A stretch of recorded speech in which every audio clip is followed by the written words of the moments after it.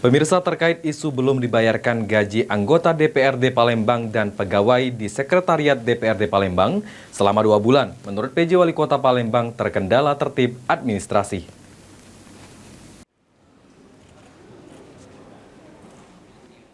Terkait isu belum dibayarkan gaji anggota DPRD Palembang dan pegawai di Sekretariat DPRD Palembang selama 2 bulan, PJ Wali Kota Palembang Ratu Dewa yang ditemui pada Jumat 8 Maret 2024 mengatakan, jika memang gaji anggota DPRD Palembang dan pegawai di Sekretariat DPRD Palembang sebelumnya sempat belum dibayarkan.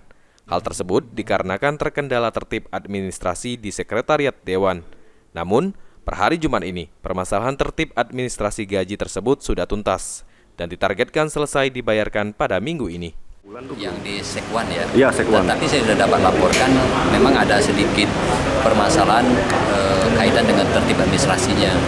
Tetapi sudah clear, minggu kemarin sudah saya tanyakan, sudah clear.